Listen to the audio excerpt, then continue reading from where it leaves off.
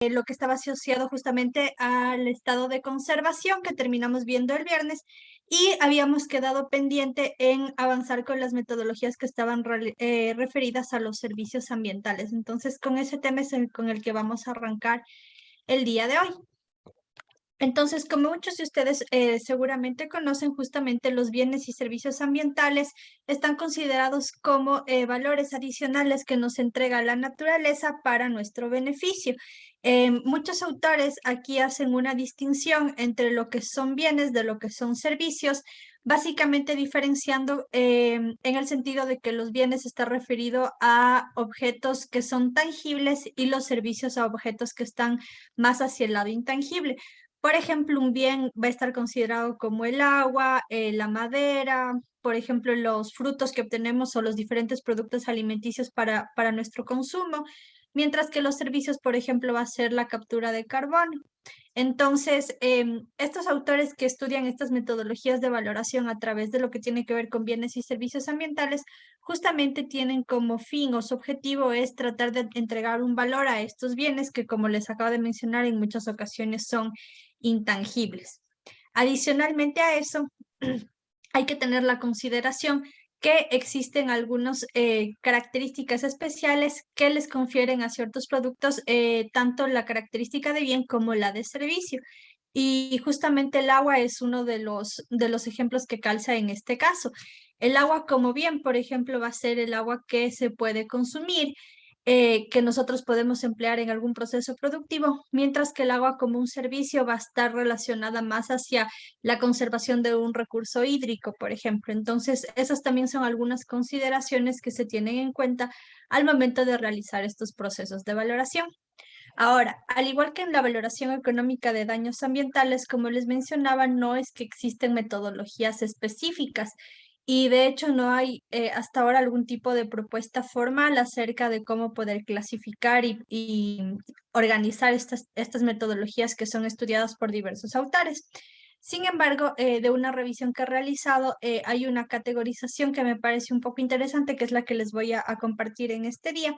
Y justamente a partir de esta valoración y de esta clasificación se van obteniendo ciertas categorías. Como ustedes pueden observar ahorita en pantalla, esta propuesta tiene 4 categorías. La primera abarca a métodos que están basados en información de mercado. La segunda, a métodos que están basados en preferencias reveladas. El tercer punto, métodos basados en preferencias declaradas. Y por último, métodos deliberativos. Dentro del primer método que está basado en información de mercado, tenemos 4 grupos o categorías que están dentro de esta. La primera habla sobre métodos de precio de mercado. La segunda habla sobre métodos de costos evitados. La tercera sobre método de costos de reemplazo y la cuarta métodos de costos de mitigación o restauración. En la segunda categoría, básicamente solo encontré una metodología que se ajusta a este criterio y se trata acerca de la metodología de costos de viaje.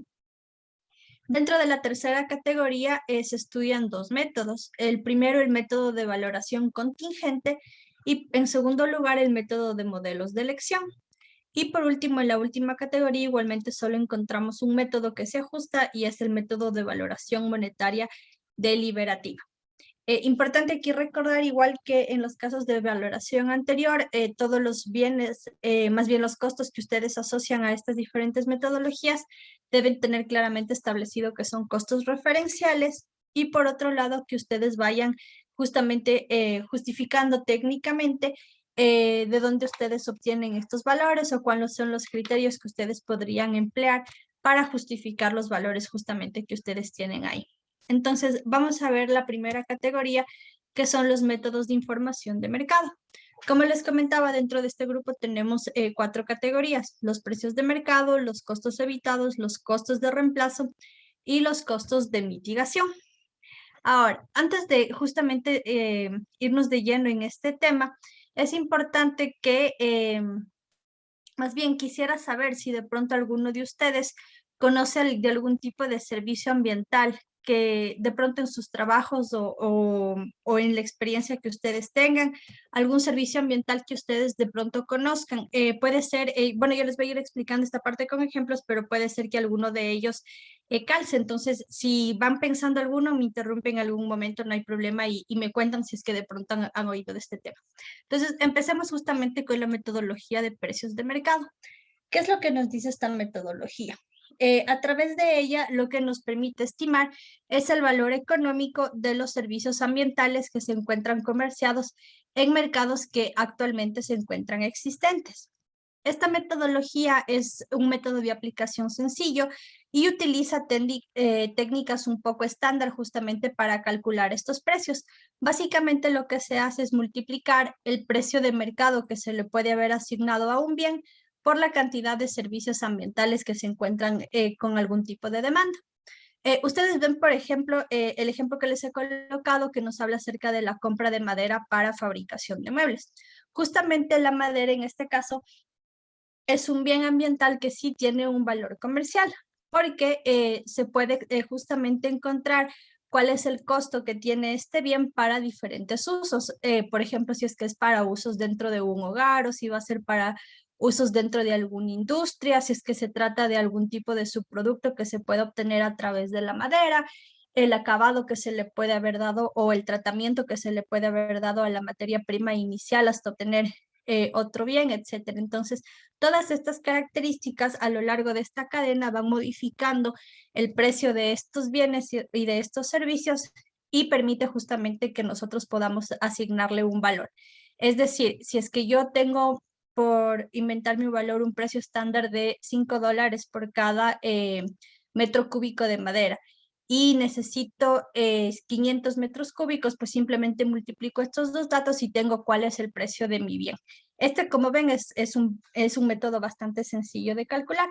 Ahora, ¿para qué nos sirve esta metodología? Esta metodología justamente va a ser apropiada para valorar bienes o servicios ambientales que ya tengan un precio establecido en mercado justamente perdón, mercancías que ahorita actualmente estén siendo cotizadas en mercado, tanto nacional e internacional. Los cultivos, por ejemplo, la pesquería también puede calzar dentro de esta categoría porque son bienes que actualmente se extraen de la naturaleza y ya se les tiene asignado justamente un tipo de valor. Ahora, ¿cuáles van a ser las ventajas y desventajas que nosotros vamos a tener al aplicar esta técnica? La principal ventaja va a ser que la información de precios se obtiene con facilidad. Para ustedes, por ejemplo, va a ser sencillo que en diferentes casas comerciales puedan solicitar cotizaciones, como les contaba en la clase del día viernes, y puedan, en base a estas cotizaciones, ir teniendo ustedes los precios que puedan necesitar de los diferentes bienes o servicios ambientales. También justamente nos resulta útil para valorar servicios ambientales y con esto estimar cuál es la demanda de este bien. ¿A qué nos vamos con esto?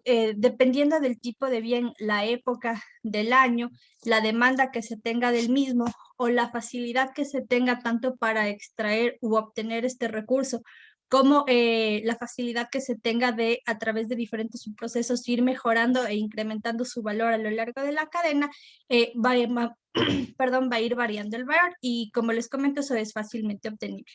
Ahora, ¿cuál es una de las desventajas de este método? Como ustedes observan, varios servicios ambientales no se comercializan. Este es un inconveniente si es que ustedes tienen que manejar, obviamente, una alta gama de criterios a considerar dentro de su valoración, porque para algunos, si bien les va a ser fácil encontrar los valores, para otros, sobre todo aquellos que son un poco más intangibles, también les puede ser de dificultad y puede hacer que este método no sea el apropiado para que obtengan su información. ¿Cuál es otra desventaja que tenemos de este método? Es que existen en ocasiones variaciones o fluctuaciones de mercado que justamente van a alterar o distorsionar los precios de los servicios o bienes ambientales que nosotros estemos tratando de obtener. Para ello es importante, como les comentaba, me parece que sí les comenté el día viernes, que al momento que ustedes establezcan este tipo de valoraciones, obviamente toda su información debe reflejar los datos de la fecha a la que ustedes hicieron la solicitud de la información o la fecha en la que recibieron esta información, porque puede ser que de aquí para una semana, un poco más de días, o incluso en menos tiempo puede ser que estos precios varíen en el mercado y se puedan obtener nuevas cotizaciones. Entonces, importante que cuando ustedes realicen estos trabajos, obviamente en sus cotizaciones les van a entregar fechadas, pero de todas maneras en sus informes pueden aclarar nuevamente que la información fue solicitada en tal fecha y los datos que ustedes tienen vigencia a la fecha que les hayan entregado en su cotización. Esas es un poco las desventajas que tenemos en este caso. Y también a veces, ahora me olvidaba de comentarles, perdón, que a veces hay una relación que no es lineal. Es decir, que en muchas ocasiones, sobre todo para mercados que no se encuentran adecuadamente regulados, se pueden justamente otorgar precios a algunos bienes o a algunos servicios sin que, digamos, estos precios estén ajustados a la realidad. Entonces, para estos mercados no regulados, también el precio depende mucho de la persona que pueda estar en capacidad de comerciar ese bien. Y eso puede alterar justamente sus cotizaciones. De pronto, por ejemplo, el tema que yo les comentaba de obtener los valores de cotizaciones para tratamientos, diferentes tratamientos de remediación, ya sean de agua o de suelo, en algunos casos hay muy poquitas empresas que poseen tecnología justamente para realizar este tipo de intervenciones y procesos que son bastante técnicos. Entonces, en este caso, puede ser que en el mercado para las condiciones que ustedes necesitan, no encuentren tanta información o únicamente la encuentren a través de un proveedor y ustedes no puedan comparar. Esa también puede ser una desventaja de este método. En la segunda categoría dentro de esta clasificación es referida hacia los costos evitados. ¿Qué es lo que nos dice esta metodología? A través de este método lo que nos indica es que el fin es valorar la inversión a la que se hubiera incurrido ante la ausencia de un bien o un servicio ambiental. Este método normalmente es bastante empleado por el gobierno o el Estado central justamente para concienciar a veces a la población acerca de la importancia de la conservación. Como ejemplo, les he puesto el tema de la contaminación atmosférica. Justamente en este caso, si nosotros no tuviéramos, por ejemplo, condiciones de aire que nos permita salir a la calle y respirar con normalidad, y estuviéramos en el caso, por ejemplo, me parece que en China suele suceder esto en algunas ciudades, que para transitar por la calle necesariamente la población tiene que llevar mascarillas específicas. Bueno, esto es obvio prepandemia, ¿no? Mascarillas específicas para que no los gases que se encuentran ya tan acumulados en ese medio no les afecte a la salud. Entonces, en este caso, lo que se trata de ver es justamente cuál es el costo que se está evitando de entregar o que la población se dote de este tipo de equipos o los gastos asociados a los servicios de atención médica que tendría la población si es que no contaran con este bien o servicio ambiental, en este caso contar con un aire limpio. Entonces, esta metodología, como les comenté, es un poquito más enfocada hacia ver cuáles serían las ventajas o desventajas de no contar con un determinado bien y cuáles son los costos que en sí los gobiernos, los estados centrales están evitando o la población misma se está evitando a sí mismo en caso de que no contara con estas condiciones. Justamente para nosotros poder determinar estos precios o justamente estos precios, se tiene que analizar una serie de alternativas tecnológicas que nos podrían proveer justamente el mismo beneficio del servicio o del bien que en teoría no estaríamos contando. Para el ejemplo que les pongo de la contaminación, se analizaría, por ejemplo, el hecho de que se utilice una mascarilla tradicional, el hecho de que se utilice una mascarilla especial, etcétera. Entonces se tiene que analizar varias alternativas tecnológicas justamente que supriman al bien con el que no se contaría y con eso más o menos se puede hacer una estimación de los costos.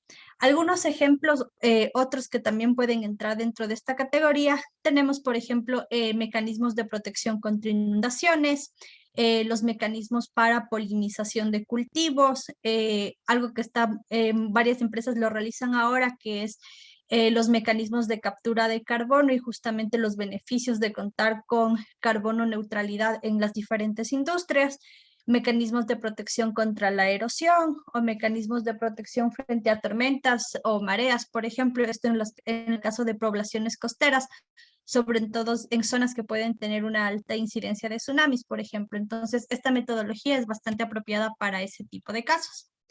¿Cuáles son las ventajas y desventajas que tenemos en esta metodología? Nuestra principal ventaja es que la aplicación de este método es económica y la información también es bastante fácil de adquirir. Al igual que en el caso anterior, el análisis de las diferentes alternativas sí nos permite ir estimando los costos y obteniendo esa información de forma fácil. Ahora, ¿cuál va a ser nuestras desventajas? Primero que al establecer este tipo de mecanismos no se garantiza el pago de la alternativa seleccionada. Obviamente, como aquí presentamos una serie de alternativas, no hay una certeza de que la alternativa que nosotros planteemos como la adecuada o la que en teoría nos presentaría los mayores beneficios vaya a ser aceptada por la población o por el grupo hacia el cual está aplicado este estudio. Entonces, esa es una desventaja importante. Otra desventaja es que justamente como estamos tratando de medidas de prevención, puede que a veces se exceda o por el contrario se subestime el beneficio que tendría el determinado servicio ambiental hacia la sociedad y por tanto la alternativa que se seleccione, el análisis de alternativas per se y los costos que se determine de este puede ser que no se ajusten a la realidad. Entonces es importante que para realizar este tipo de estudios se pueda determinar desde el inicio cuál va a ser los alcances. Recuerden que para todos los alcances es un punto bastante importante y a partir de ello tratar de justamente alinearse a los mismos para que la información que nosotros presentemos sea real y nos represente justamente lo que nosotros estamos tratando de determinar. Y también a veces el mecanismo o la alternativa que nosotros estemos planteando puede que no represente el rango completo del servicio ambiental analizado, sobre todo para los servicios intangibles. Esto, por ejemplo, tenemos en el caso de las comunidades, en que me parece que también les contaba alguna vez, que para muchas comunidades, algunos sitios como lagos específicos, lagunas, cascadas, etcétera, no únicamente tiene un valor, digamos, de paisajístico, sino para ellos tiene un valor en cuanto a los rituales que ahí realizan y todo el tema de tradición que mantienen con sus respectivas culturas. Entonces, en este caso, puede que si se trata de plantear alguna alternativa económica, por ejemplo, para que evitar que se haga un hotel turístico, por ejemplo, en alguna zona que una comunidad utilice para estos rituales y se comiencen a analizar las alternativas que se podrían tener, no se cubra por completo la perspectiva de la comunidad en cuanto justamente a este sitio. Entonces, esa es una desventaja que tenemos en este método. Hasta aquí de pronto alguien tiene alguna pregunta. Ok, continuemos entonces. El tercer punto dentro de esta categoría habla acerca de los costos de reemplazo. ¿Qué es esta metodología o qué es lo que nos dice esta metodología? Los costos de reemplazo lo que nos van a permitir es estimar los costos de construcción, instalación y mantenimiento de tecnologías que reemplacen al servicio ambiental que se vería afectado.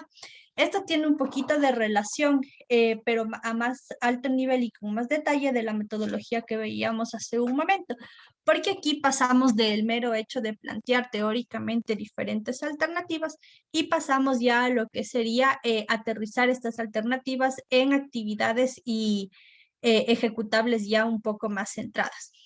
Tenemos ahí, por ejemplo, la instalación de una planta de tratamiento de aguas residuales. Entonces, en este caso, justamente lo que se haría es cotizar o establecer los valores de todas las actividades y subactividades, materiales, insumos, equipos, etcétera, que se van a necesitar para la implementación efectiva de esta instalación, para el ejemplo que les estoy poniendo. En este caso, igualmente, ustedes van a necesitar investigar en diferentes fuentes, como revistas de la Cámara de Construcción, por ejemplo. Son documentos bastante buenos en los que ustedes pueden encontrar un montón de información de todo lo que tiene que ver con el sector de la construcción.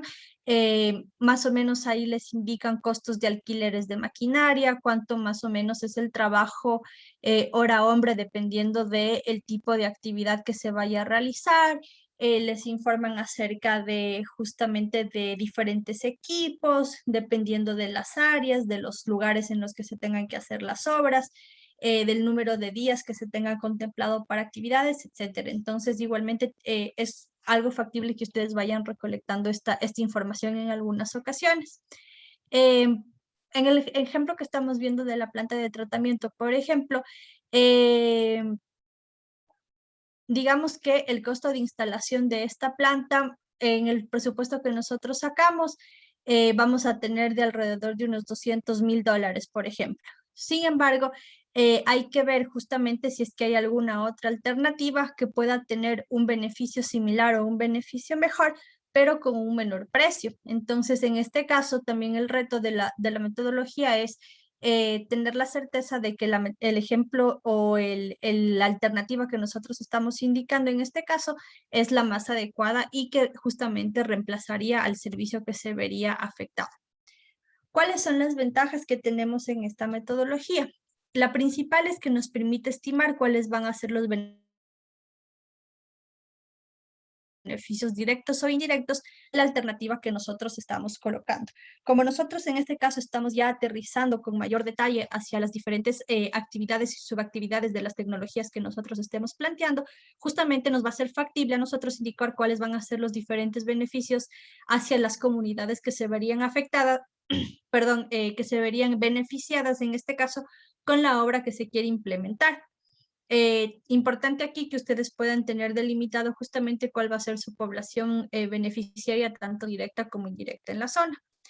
Y justamente su aplicación va a ser sencilla porque, como les comento, los costos monetarios sí nos van a permitir cuantificar diferentes tipos de actividades e incluso nos pueden llegar a permitir cuantificar los diferentes impactos que se podrían generar.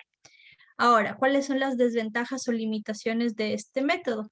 Es que no resulta apropiado para estimación de justamente de costos de bienes o servicios ambientales que tendrían daños irreversibles.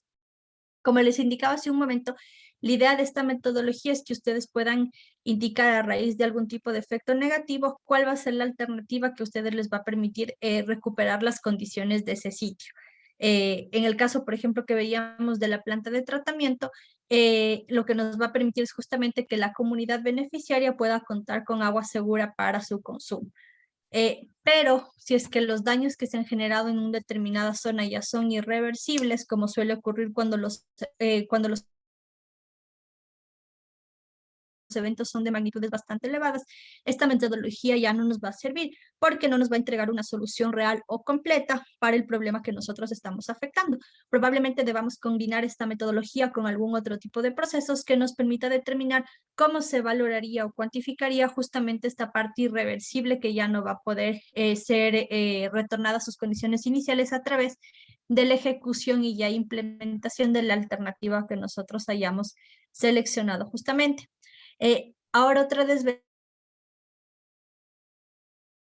al igual que en el caso anterior, es que justamente la medida preventiva que nosotros estemos planteando nuevamente puede ser que subestime el beneficio para la sociedad y también no nos garantiza que la población beneficiaria esté justamente interesada o esté dispuesta a pagar diferentes medidas en relación a la medida que nosotros estamos poniendo. Esos son algunos inconvenientes que se pueden encontrar con esta metodología. Por último, dentro de esta primera categoría tenemos a la metodología de costos de mitigación o también se le conoce como metodología de costos de restauración. Esta metodología se basa justamente en establecer el valor de los costos asociados a medidas de mitigación, tanto directa como indirecta, acerca de justamente efectos que se hayan generado por la pérdida del servicio ambiental y también aquellos que estén relacionados con la restauración del mismo. Por eso esta metodología, aparte de costos de mitigación, también se llama como costo de restauración. Este mecanismo nos va a ser bastante útil para valorar servicios ambientales, por ejemplo, culturales, servicios de aprovisionamiento, siempre y cuando nosotros podamos contar con toda la información para establecer los efectos adversos que se hayan generado a raíz de estos eventos y con eso justamente tratar de ver las acciones para recuperar las condiciones de la zona. Como ejemplo, yo les he colocado la alteración a la salud por el uso de plaguicidas, por ejemplo. Las medidas de mitigación en este caso va a ser, por ejemplo, en lugar de utilizar estos plaguicidas, utilizar algún tipo de producto en el mercado que tenga condiciones biodegradables o que tenga mínimas alteraciones hacia la salud humana para que no pueda afectarnos a eso y tampoco que se altere a la calidad de los cultivos que se están utilizando. Para este caso vamos a requerir también procesos de capacitación, por ejemplo, para que las comunidades que utilizan estos productos puedan conocer los diversos beneficios que los nuevos productos plantearían, porque a veces es muy difícil para algunos tipos de personas que ya tienen procesos de trabajo adaptados y que son sus procesos de trabajo cotidiano, cambiar hacia nuevas alternativas. Entonces también vamos a requerir justamente de capacitación y de el uso, perdón, de un facilitador comunitario o el apoyo de esta persona para que se pueda hacer esta transición, por ejemplo. Se puede contemplar dentro de estos costos de mitigación lo que tiene que ver con ropa protectora o el uso de equipos de protección individual adecuados, por ponerles algunos ejemplos asociados a estos costos de mitigación. ¿Cuál va a ser nuestra ventaja? Es que esta metodología puede emplearse tanto para daños recientes como para daños que tengan una mayor temporalidad. Justamente, siempre y cuando, más bien dicho, estos daños no representen, como en el caso anterior, condiciones de restauración o reparación que sean irreversibles. Siempre que no haya esta condición, se puede utilizar en cualquiera de estos dos casos. Ahora, la desventaja es que esta metodología suele presentar bajos rendimientos y dificultad a la hora de restaurar funciones ecosistémicas. En este caso no va a ser lo mismo que, por ejemplo, nosotros cambiemos en el ejemplo que teníamos el uso del plaguicida por uno que tenga propiedades que afecten de menor manera al ambiente, pero eso no nos garantiza justamente que el ecosistema en el que se estaba aplicando este producto justamente retorne en el mediano o en el corto plazo a unas condiciones un poco más sanas, por ejemplo. O que si es que yo estoy implementando una medida de revegetación de una zona, por ejemplo, no me garantiza que se restaure la función que tenía ese ecosistema antes de la actividad, con todos los animales y el desarrollo de las diferentes interrelaciones que tenían entre ellos, por ejemplo.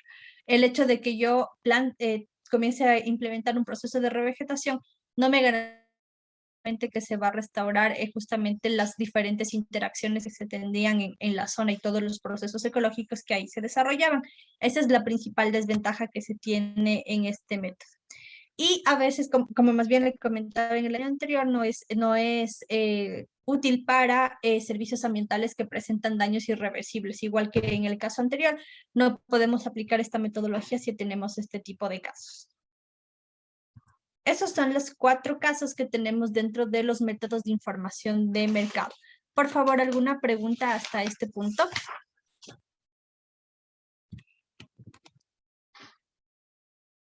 Ok, si no hay preguntas, continuamos. Ya, nuestro segundo caso, como habíamos visto,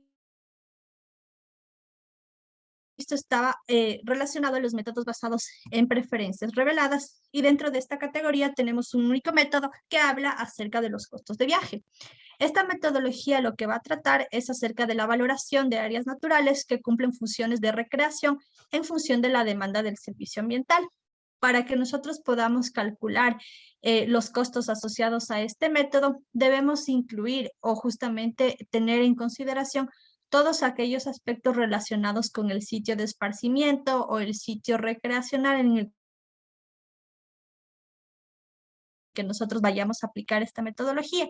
Por ejemplo, desplazamientos desde y hacia esa zona, hospedajes, si es que se requiere compra de entradas para alguna realización de alguna actividad recreativa interna, si para la realización de esta actividad tenemos que adquirir o alquilar algún tipo de equipo o insumo, entre otros, así como también los costos que no tienen un valor monetario per se, pero que están relacionados. Por ejemplo, la oportunidad de acceder al sitio, porque puede ser que las condiciones del mismo no sean tan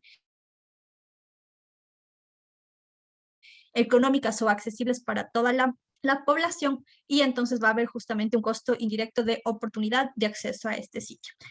Como ejemplo, les he colocado, por ejemplo, la restricción de ingreso de turistas a Galápagos. En algún punto, me parece que fue hacia el año 2012, justamente el Ecuador, nuestro gobierno en ese entonces había mantenido una propuesta de reducir el ingreso de turistas hacia las Islas Galápagos o tener justamente un número máximo de visitantes que puedan estar épocas.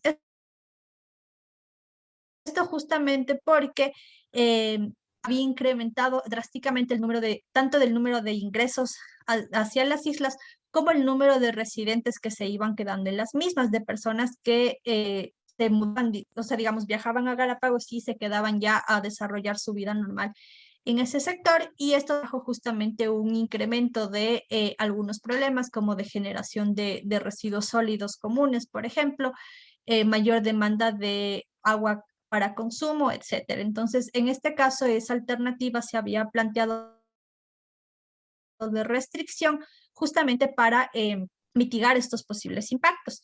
Y a través de esta metodología lo que nosotros íbamos a poder ir calculando es justamente cuánto sería el valor de conservación que ganaríamos al aplicar esta medida versus el costo que estaríamos, digamos, las comunidades perdiendo por los ingresos que los turistas dejan en los temas que les comentaba, en ingresos a hosterías, en alimentación, en la realización de las diferentes actividades recreacionales, etcétera. Si es que alguno de ustedes ha tenido la oportunidad de viajar a Galápagos o más o menos conoce cómo es la dinámica de recreacional en esa zona.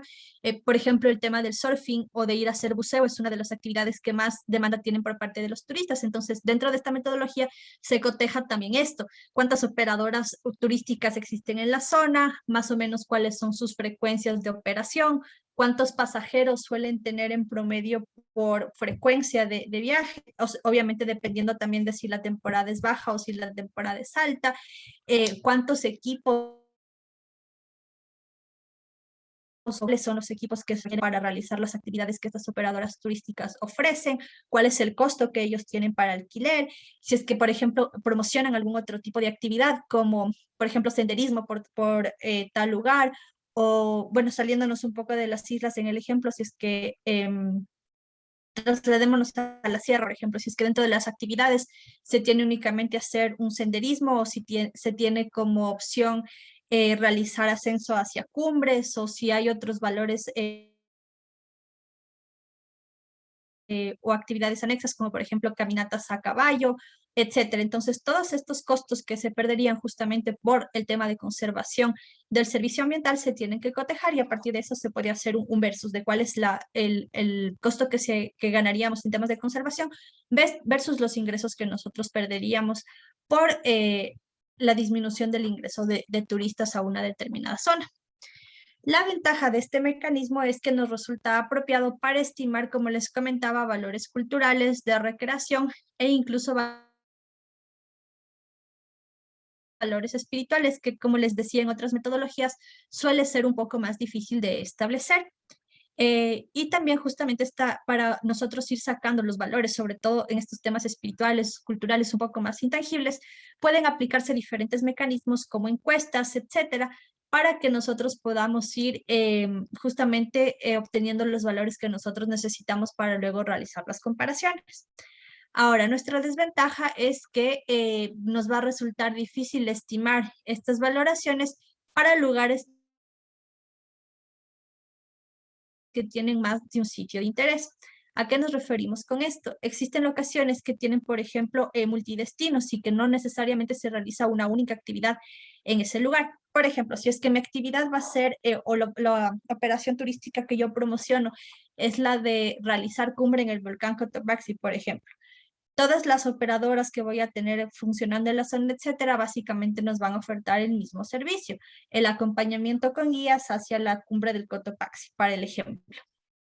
Ahora, ¿cuáles van a ser las complicaciones? Es si nosotros realizaríamos este estudio, por ejemplo, en una hacienda que nos va a permitir realizar paseos a caballo, pero que también nos va a permitir realizar pesca deportiva, pero a su vez también nos va a permitir establecer caminatas por el sendero, por el área ecológica cercana a la hacienda, etcétera. Entonces, cuando tenemos más de una actividad o un interés turístico en la misma zona, y no tenemos justamente una población estándar que vaya a realizar todas y cada una de estas actividades en frecuencias similares o bajo los mismos criterios, sino que vamos a tener una división o una fluctuación que no va a poder ser medible, justamente esta metodología se nos haría difícil de aplicar en ese caso. Esto es lo que tiene que ver con costos de viaje. Nuestra tercera categoría, como habíamos visto, es acerca de los métodos basados en preferencias declaradas. Dentro de esta les indicaba que teníamos dos metodologías, la de valoración contingente y de la metodología de elección. Dentro de la valoración contingente, lo que nos indica esta metodología es tratar de obtener un valor u otorgar un valor hacia los cambios que se generan en el bienestar de las personas derivados de la oferta de un determinado bien o de un determinado servicio ambiental, por lo que esta técnica normalmente se aplica para la realización de estudios de impacto ambiental y también para el análisis de costos y beneficios. Para que nosotros podamos estimar cuál es este valor contingente, lo que vamos a hacer es justamente definir cuál va a ser el cambio que se generaría en el recurso que nosotros vamos a valorar y también la población potencialmente afectada a raíz de estos cambios. Luego podemos aplicar diferentes encuestas en las que vamos a establecer la máxima cantidad que una determinada población estaría dispuesta a pagar, por ejemplo, a cambio del servicio, con lo cual justamente nosotros podíamos determinar de forma referencial cuál es el valor que tendría este recurso. Como ejemplo, les he colocado justamente la disposición de pago para conservación de una cuenca hídrica. No sé si tengo alguna pregunta o a alguien se le activó un micrófono. Ok, ya, les decía que el ejemplo que les había colocado es justamente la disposición de pago para conservación de una determinada cuenca hídrica. Esto sucede cuando un poquito tenemos dilemas entre las zonas que requieren de ciertas características de conservación y justamente el desarrollo industrial y comercial en la misma zona. Hace algunos años, no recuerdo si era 2014 o 2015, más o menos por ahí, recuerdo que justamente dentro del estado se tenía una playita en la que se había detectado una zona de anidación de tortugas. Justamente se estaban tratando de establecer actividades de conservación para que la anidación de estas tortugas pueda realizarse de forma segura y que las personas que vivan por la zona o que puedan realizar turismo por ahí, sin saberlo, puedan estar afectando a los diferentes nidos y con eso poner en peligro a las comunidades de este tipo de tortuga. Sin embargo, se tenía también contemplado o planificado realizar un proyecto de construcción de un muelle marino justamente para actividades de pesca, pero la zona de este muelle era bastante cercana a la zona de anidación de esta tortuga y por tanto se ponía en peligro justamente estas poblaciones. Ahora, ¿cómo se aplicó la valoración contingente en este caso? Justamente a través de estas encuestas que les comentaba, en las que se realizan diferentes preguntas o se estructuran preguntas para saber justamente cuánto la población podría pagar, lo que se estaba tratando de determinar es qué tan importante era para las poblaciones o para la comunidad en general la conservación de esta sitio de anidación frente al generar un puerto que probablemente podría traer trabajo hacia algunas de las personas de esta misma comunidad. Eso es lo que se trata de hacer con esta valoración contingente justamente. En este caso, la encuesta, recuerdo que preguntaba a la población cuánto estarían, por ejemplo, dispuestos a pagar en una cuota mensual para que se puedan realizar actividades de conservación de esta zona y que las tortugas puedan anidar y desarrollar su vida ahí tranquilamente. Entonces, se ofrecen algunos tipos de valores o alternativas a las poblaciones para que ellos puedan justamente indicar cuál sería lo máximo que ellos podrían aportar para esta actividad y con eso se puede tener un tipo de cotización o comparación con los beneficios que traería la otra alternativa, por ejemplo. Para eso más o menos se utiliza este tipo de valoración contingente. Justamente estos autores nos indican que este método va a ser recomendado para proyectos en los que estén relacionados con la provisión de servicios básicos, también, por ejemplo, como provisión de agua segura o preservación de áreas protegidas, perdón, entre otros. ¿Cuáles van a ser las ventajas que nosotros tenemos de aplicar este método? Nuestra principal ventaja va a ser justamente que nos va a permitir facilitar la recolección de datos socioeconómicos. ¿A qué nos referimos con esto? volviendo al ejemplo que les ponía de la tortuguita, justamente a través de las encuestas se trata de ver cuál es el nivel socioeconómico de estas poblaciones en función de los aportes máximos o mínimos que ellos podrían realizar para estos temas de conservación. Obviamente, todos estos valores son hipotéticos, pero nos permite a nosotros estimar cuál es este nivel y a partir de ello poder sacar otro tipo de información socioeconómica que nos puede ayudar a nosotros también al momento que realizamos valoraciones. Mil disculpas, me salí de la presentación ya. Eso es lo que nos va a permitir esta alternativa justamente. Como les comentaba hace un momento, que estos métodos son bastante interesantes para poder analizar provisión de servicios básicos o áreas de conservación, también esto nos permite justamente saber cuáles van a ser las mejores alternativas en función del poder adquisitivo que tenga esta comunidad o del tipo de organización social en el cual estén relacionados estos proyectos. Ahora, ¿cuál va a ser nuestra desventaja? Es que su mala aplicación puede desvirtuar la información recopilada. Como nuestro mecanismo principal de recolección de información va a ser la generación de encuestas estructuradas, necesitamos que las encuestas como documentos, así como las personas que van a ir a aplicar estas encuestas y a realizar las diferentes entrevistas con la población, justamente tengan experticia en este tema.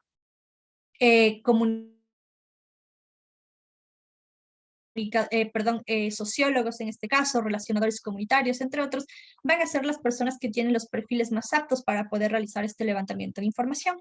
Recuerden también que cuando nosotros el día viernes veíamos la aplicación de justamente los diferentes mecanismos de recolección de información, yo les comentaba que a medida, en la parte social al menos, a medida que nosotros vamos realizando el levantamiento de información, vamos puliendo los diferentes métodos o alternativas que nosotros estamos empleando para obtener justamente esta información.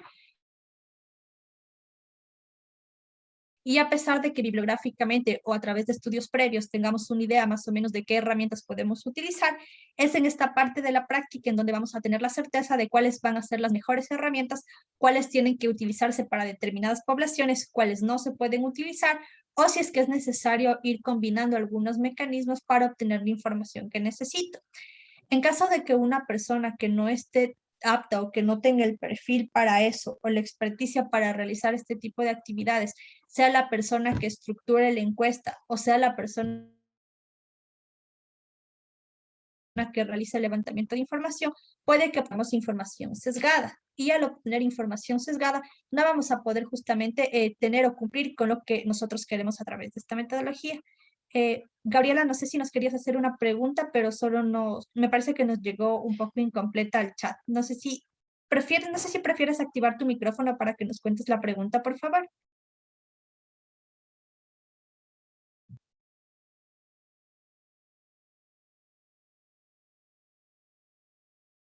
Perdón, nos comenta que tiene un problema con su micrófono. Entonces, por favor, escríbenos la pregunta antes de avanzar en la presentación para poder ayudarte con la respuesta, por favor. Esperemos un momentito que Gabriela nos comente su pregunta.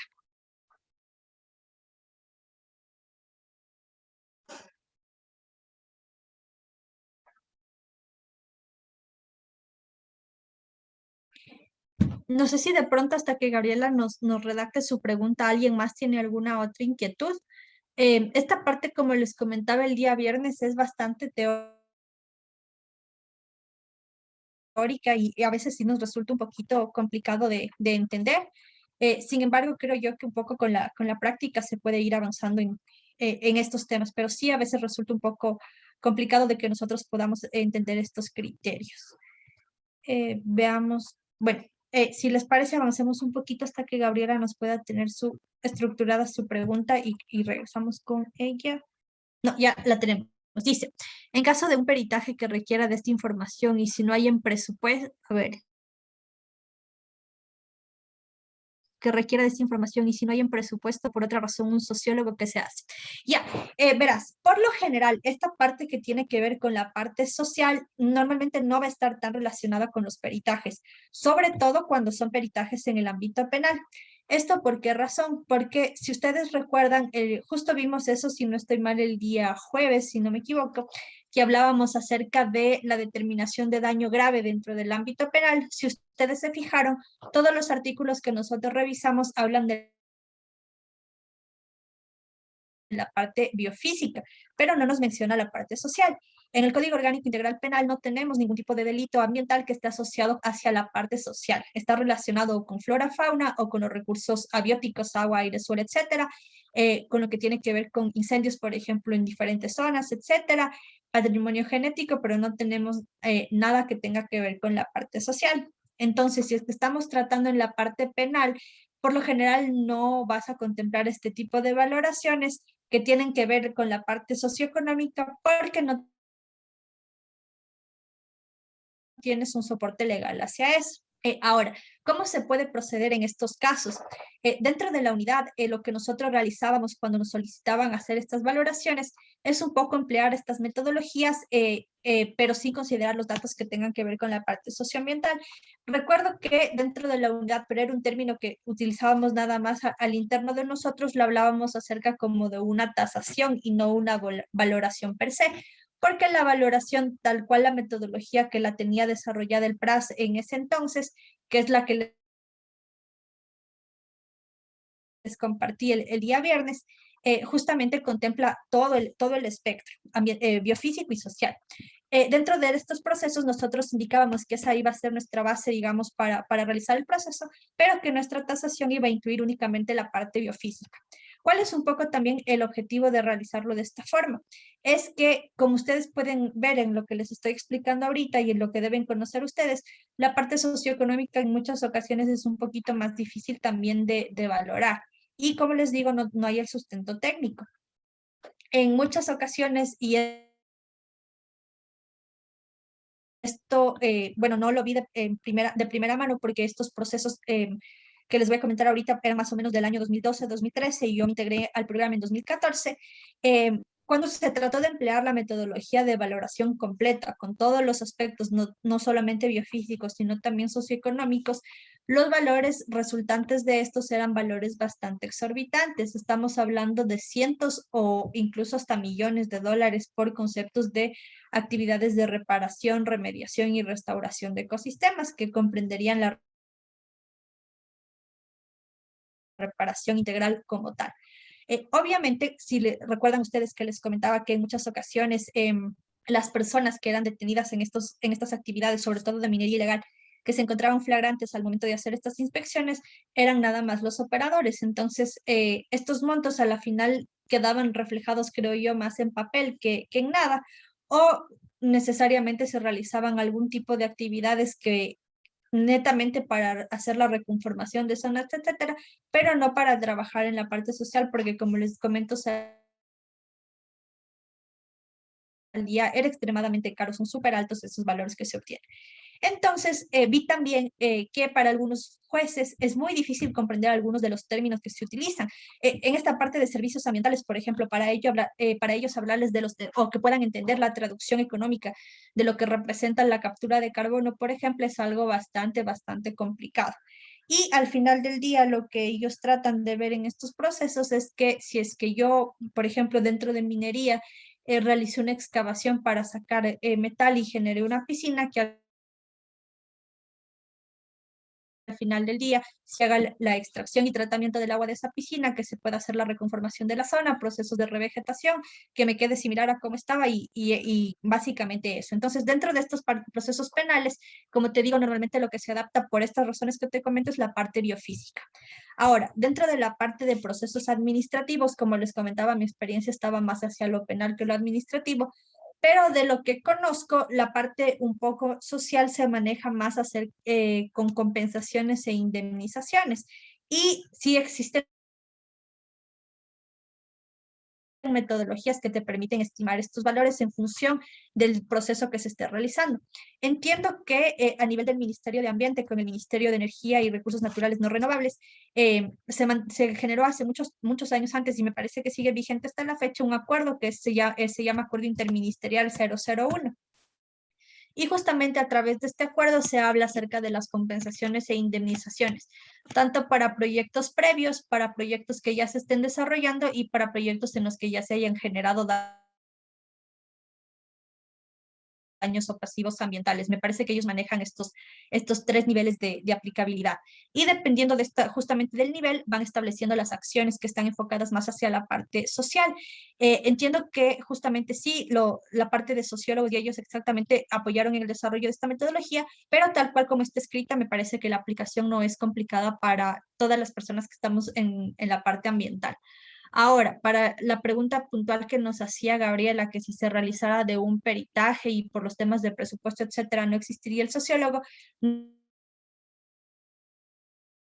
nuevamente nos remitimos a lo que les comentaba desde el inicio. Siempre antes de poder nosotros indicar que vamos a realizar un peritaje, tenemos que estar muy conscientes de qué es lo que se está solicitando, cuál es el alcance del caso y qué es lo que nosotros efectivamente podemos realizar. Entonces, Gabriela, en tu caso, si es que a ti te solicitan hacer un peritaje de valoración, por ejemplo, y te piden que hagas toda la parte social y de pronto tú eres ambiental, podrías indicar en tu respuesta que el peritaje que están solicitando en su extensión total no corresponde a tu campo de experticia, por ejemplo, al, a la especificidad de la acreditación que tú tendrías en ese momento, por ejemplo, como ingeniera ambiental, y que para la realización de la parte tal, se requiere la contratación de un perito sociólogo, por ejemplo, para que se pueda complementar lo que se tiene y que tu alcance sería hasta tal punto para que tú puedas ayudar con ese peritaje. Esa sería la forma correcta de proceder en ese caso. Les vuelvo a repetir esto porque es muy importante, siempre estén muy atentos y muy en claro de cuál es el alcance de los trabajos que les solicitan, así como del alcance de lo que ustedes efectivamente pueden hacer. Como les decía también, si bien podemos tener conocimiento y existen herramientas que nos puedan ayudar, hay que saber hasta qué punto nosotros podemos llegar y qué punto definitivamente requiere ya de la participación de otra persona que sea experta. Ahora, si es que de pronto pueden ser procesos que no sean periciales o si es que su contratación como peritos no vino de, digamos, de una fiscalía o de un consejo de la judicatura, sino vino de una parte particular, ustedes tendrían que indicarle eso a la parte que les contrató para que a su vez esa parte pueda contratar a otro profesional o vea cómo pueden ser los mecanismos que haga para que tengan la información. Igualmente, en este sentido, tampoco la misma recomendación no se comprometan a hacer algún trabajo de pronto que puede ser que no es de su experticia o, como les comentaba, hacer estos procesos, entre comillas, de subcontratación, porque al final del día la persona que haga el informe que van a hacer ustedes son los únicos que tienen firma de responsabilidad en ese informe y al momento que ustedes firman eso están indicando que toda la información que está ahí la desarrollaron de ustedes desde su experticia y ustedes son responsables de lo que está ahí escrito. No sé si es que van a una audiencia y no pueden defender o sustentar esa información, entonces obviamente van a tener ustedes muchos problemas con eso. No sé si de pronto, Gabriela, te quedó ahí claro la pregunta o tienes de pronto alguna otra duda, por favor. Ya, Gabriela nos comenta, de acuerdo, con el tema de indemnización y compensación queda más claro esa parte de valorización. Gracias. Listo. Sí, verán, justamente, bueno, ya mismo son las 9, ya mismo tenemos la hora de la pausa. En la parte de la pausa voy a buscar el acuerdo que les comento para que le podamos revisar. Y ahí un poco van a tener un poquito más claro cuál es esta parte que se maneja en ese tema. Eso lo vemos después de la pausa. Tratemos de justamente avanzar con lo que nos falta. Ya no nos falta mucho de esta parte para poder irnos a la pausa. Listo. Entonces, dentro de preferencias, aparte de valoración, les comentaba que también tenemos esta metodología de los modelos de elección. ¿Qué es lo que nos dice este método? Es que trata de proporcionar una valoración adecuada de los servicios ambientales que no son mercadeables. Recuerden que al inicio, en el primer método que vimos, hablábamos de los diferentes bienes y servicios que sí tienen justamente precios de mercado y que son comercializables. En este caso estamos hablando de bienes o servicios que no pueden ser comercializables.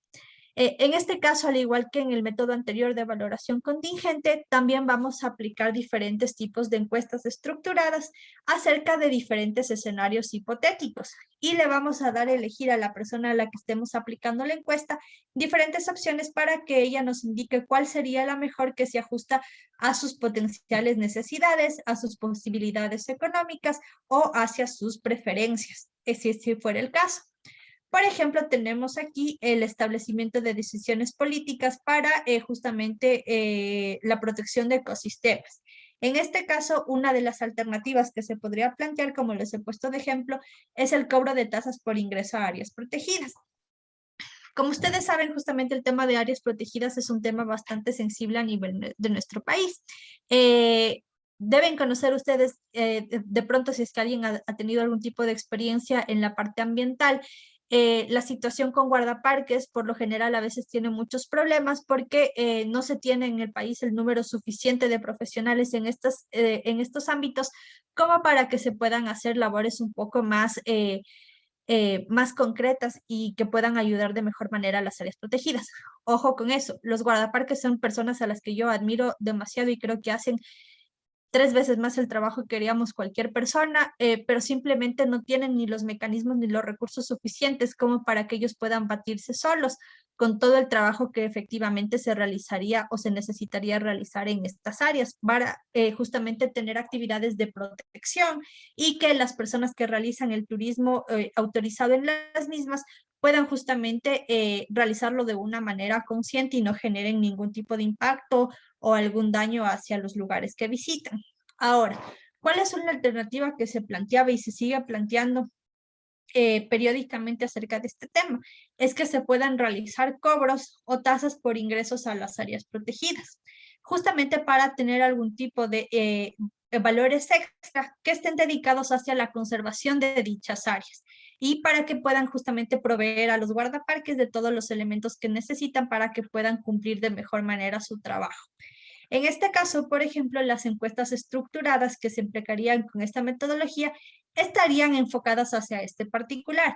Primero, ¿qué tanto se visita el área protegida? O sea, ¿qué tanto usted visitaría esa área protegida? Si le parece que es de fácil acceso, si es que tuviera que pagar una tasa, ¿cuánto estaría dispuesto a pagar? O si es que considera que no se debería pagar, etcétera. Entonces, estas encuestas, como les comento, igual que en el caso anterior, tienen que ser estructuradas y aplicadas por el personal correspondiente para que la información pueda, primero que las preguntas puedan justamente recopilar la información que nosotros necesitamos, que no sean preguntas, por ejemplo, demasiado abiertas o de las cuales no se puedan extraer datos, y también que los mecanismos de aplicación de las encuestas, el tono de voz que se utilice, el lenguaje, la comunidad que le hagamos sentir a la persona encuestada nos permita saber toda la información que nosotros requerimos.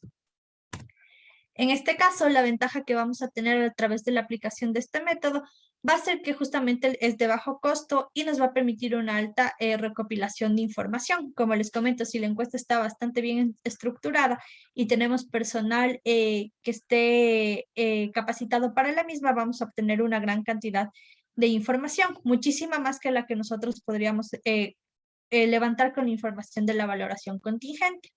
Sin embargo, nuestra desventaja es, al igual que en el caso anterior, que la mala aplicación de la herramienta puede generar sesgo durante la aplicación de las encuestas. ¿Cuándo también ocurre este tipo de sesgo?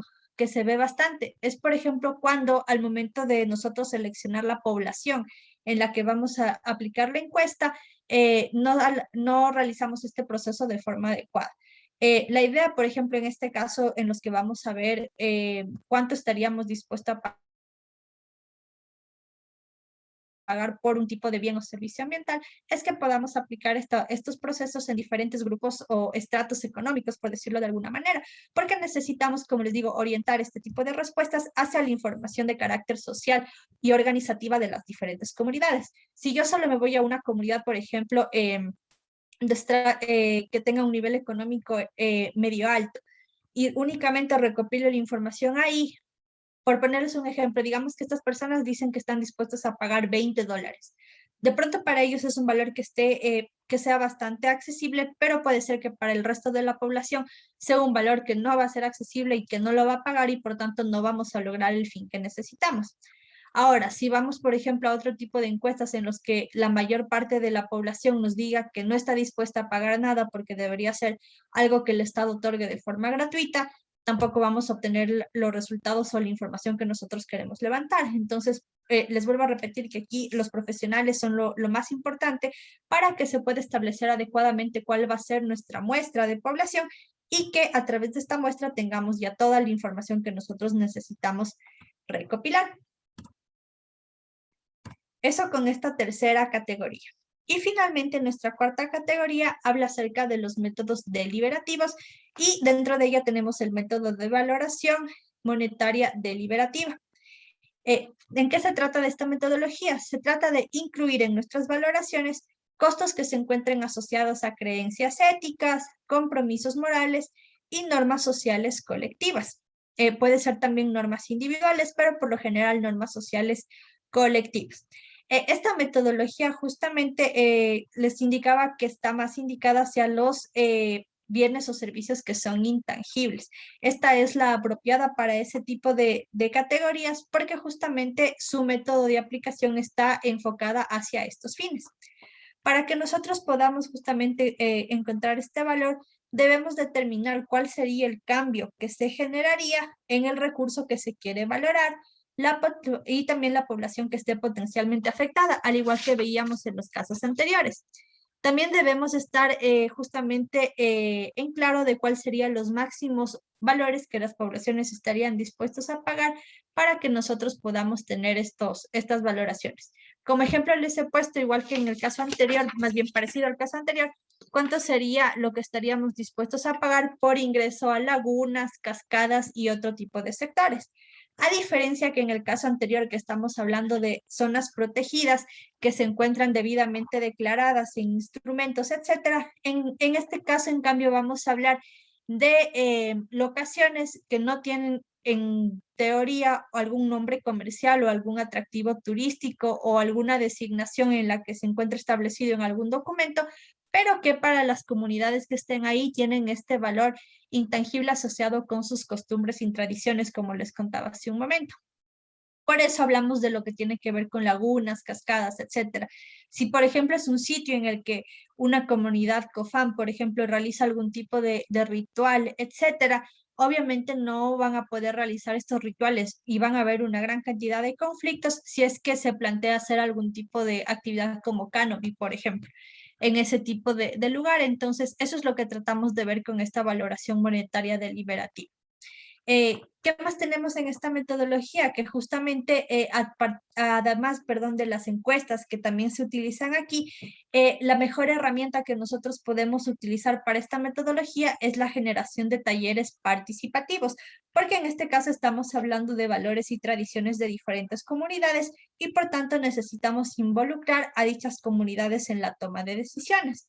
Entonces, en este caso, por ejemplo, los talleres van a ser liderados por expertos que lo que nos van a permitir es justamente orientar la charla para que las poblaciones que estarían justamente asociadas a este tipo de lugares nos puedan expresar todas las inquietudes acerca de los diferentes proyectos que se podrían generar en sus zonas, cuáles serían las diferentes alteraciones que se generarían y cuáles van a ser justamente los flujos de servicios ambientales que se verían afectados dentro de sus comunidades. Si es que, al ejemplo que les digo, ya no van a poder realizar sus diferentes rituales en cualquier época del año, etcétera, o si el recurso, por ejemplo, va a estar constantemente con turistas y no van a poder realizar sus diferentes actividades, etcétera.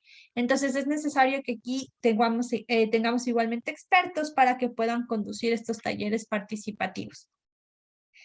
Por ejemplo, también aquí necesitamos de la participación de las diferentes autoridades de nivel central, en este caso, por ejemplo, gobiernos autónomos descentralizados, para que a través de ellos se puedan coordinar este tipo de reuniones en las que participen los líderes comunitarios, los síndicos, por ejemplo, en el caso de que sea necesario, representantes de la comunidad y representantes de los proyectos para que se puedan hacer todo el tipo de exposiciones y toma de decisiones necesaria en este caso.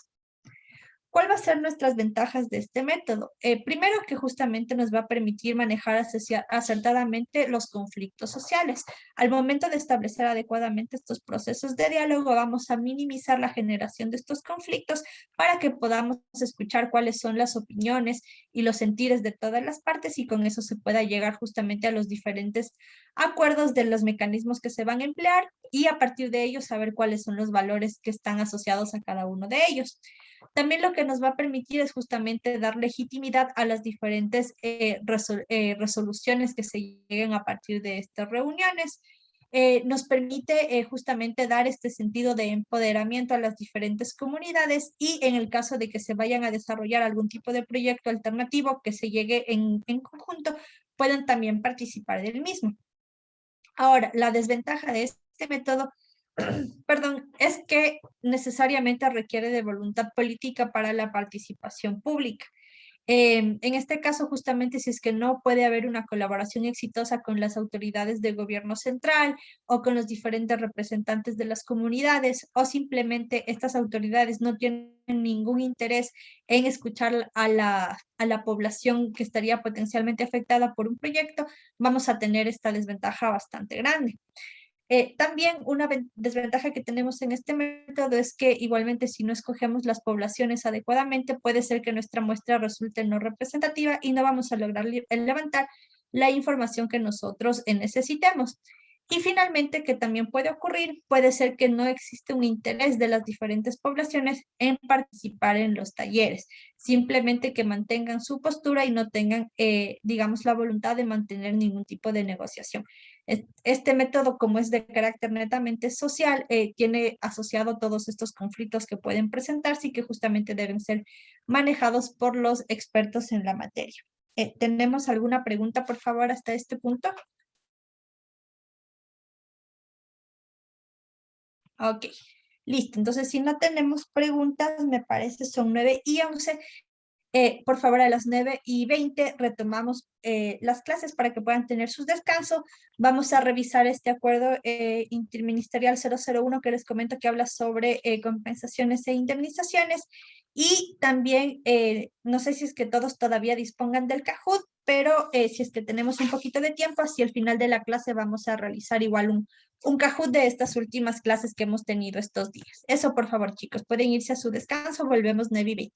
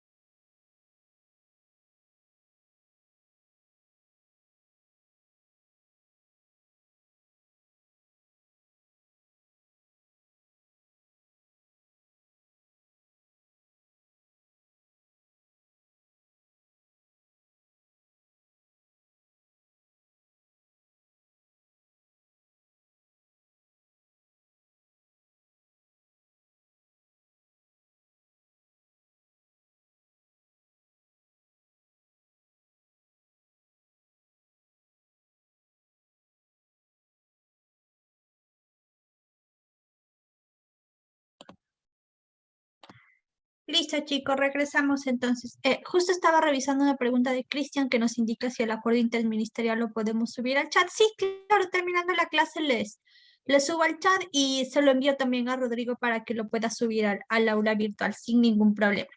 Ya, les iba a indicar justamente, este es el acuerdo, como ven, el año de expedición es bastante antiguo, si no estoy mal.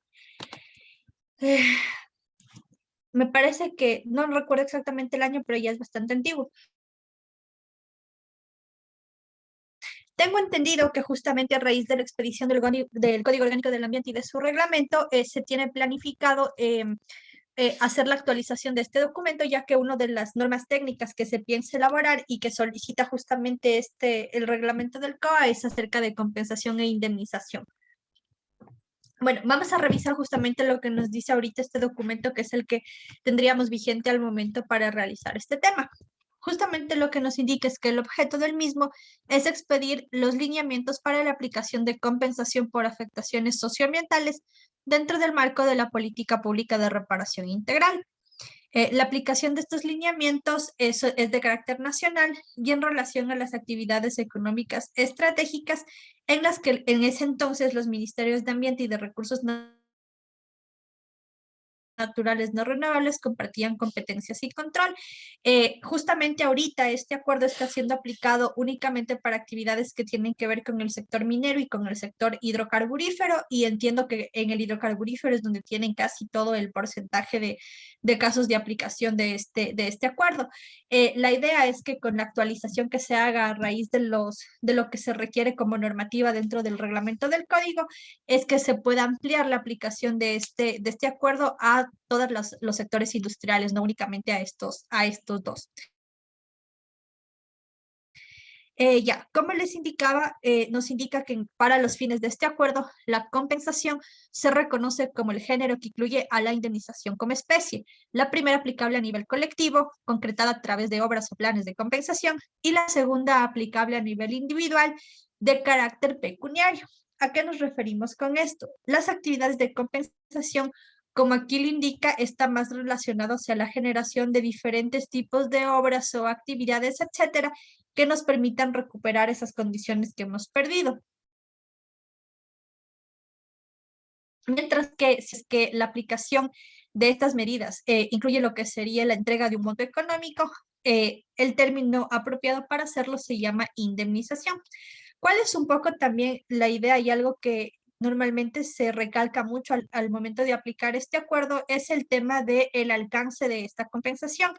Para muchas empresas confunden que el alcance de compensación e indemnización por esta pérdida de bienes o servicios ambientales está relacionada o es similar a los tipos de compensaciones que ellos realizan dentro de sus programas de responsabilidad social empresarial.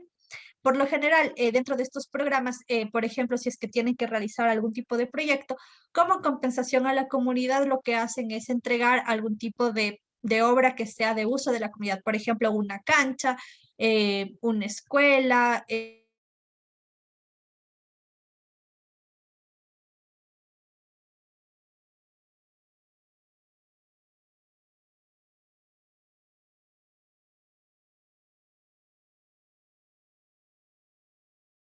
Mil disculpas, chicos, tuve un bajón de la energía acá en la casa y se cortó la conexión. Lo siento mucho. Ya, les decía, no sé, bueno, hasta dónde me escucharon, pero voy a repetir lo último que les indicaba. Les decía justamente que hay que diferenciar el alcance de esta compensación del que manejan las empresas dentro de responsabilidad social empresarial. En esta última, por ejemplo, cuando realizan este tipo de obras, lo que hacen es entregar a las comunidades algún tipo de bien que sea de uso colectivo, por ejemplo, la construcción de una cancha, una escuela, la pavimentación de una vía, por ejemplo. Pero en la parte ambiental y para la aplicación de este documento, la compensación tiene que estar directamente relacionada al bien o servicio ambiental que se haya perdido o que se haya visto afectado.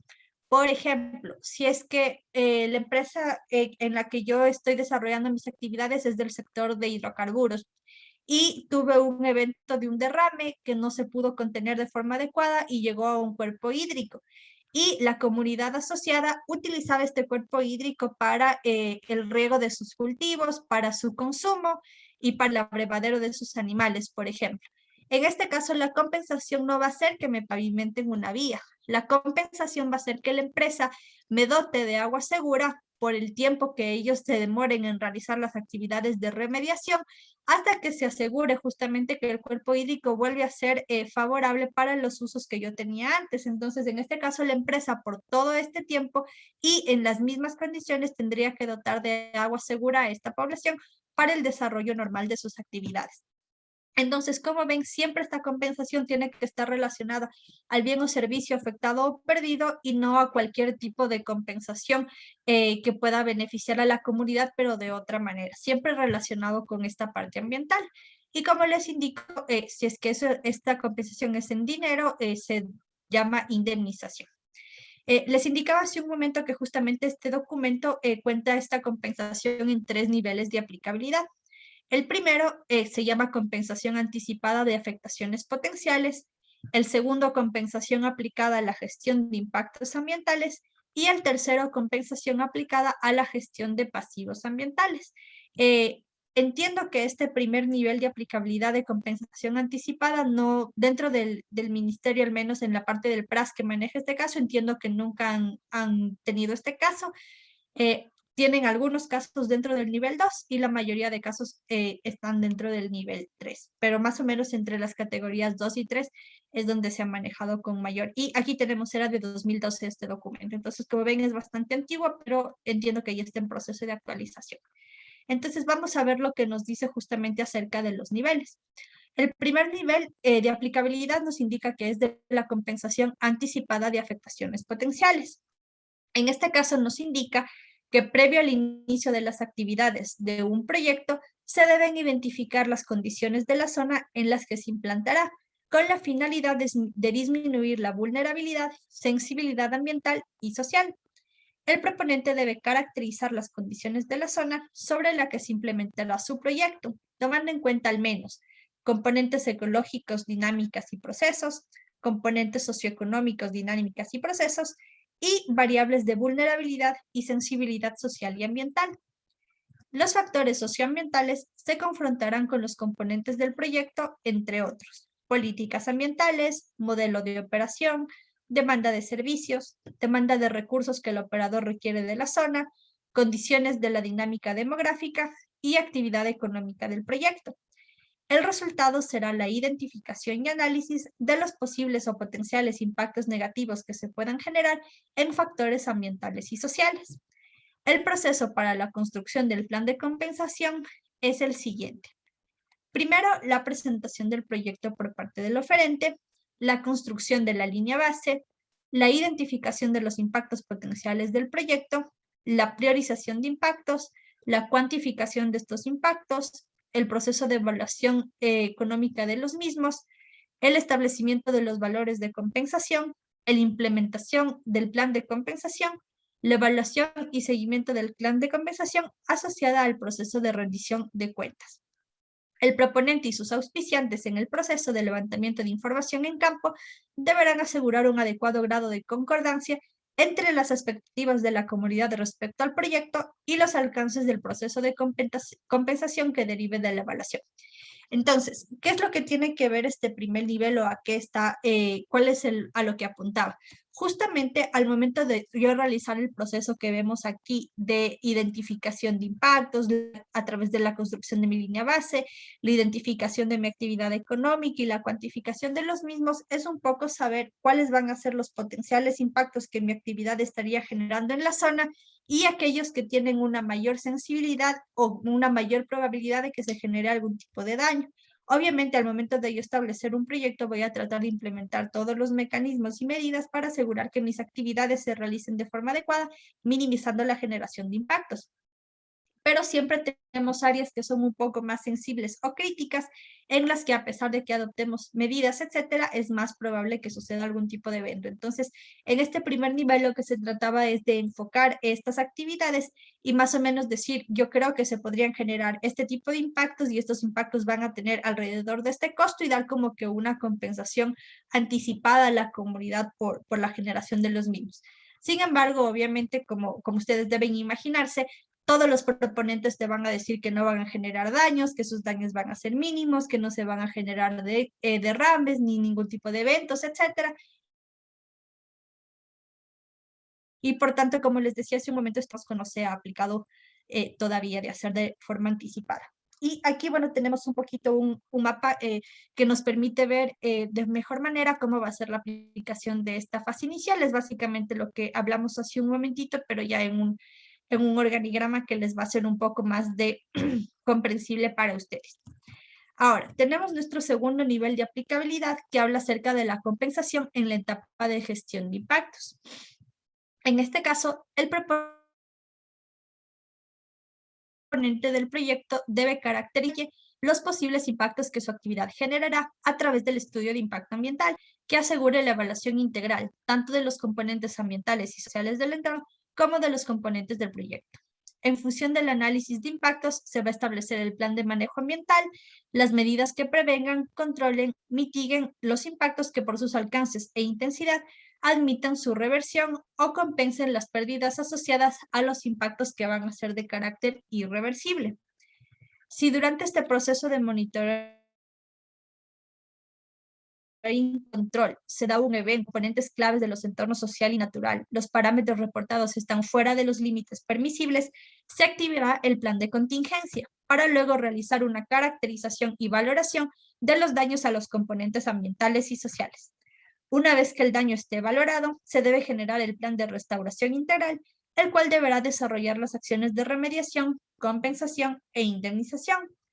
La aplicación de los criterios técnicos que definen la dimensión del daño va a permitir determinar si se requiere aplicar acciones de compensación o indemnización a la ejecución de procesos de remediación.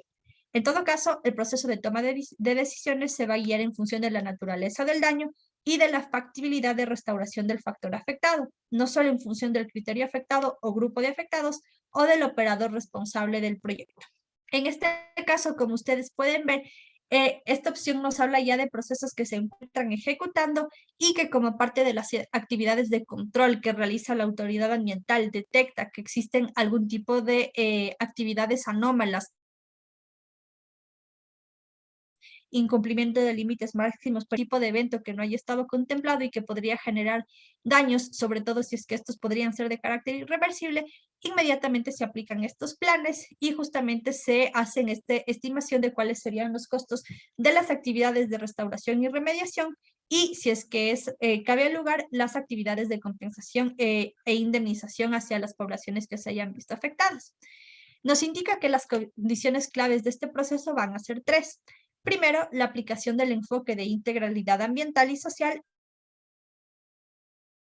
en el estudio de impacto ambiental, visión y evaluación integral de las unidades espaciales de análisis en las que se implementará el proyecto. Como segundo punto, el análisis de los efectos de cada una de las etapas del proyecto, no solo en cada uno de los componentes ambientales o sociales en forma independiente, sino también en los sistemas y procesos que lo relacionan.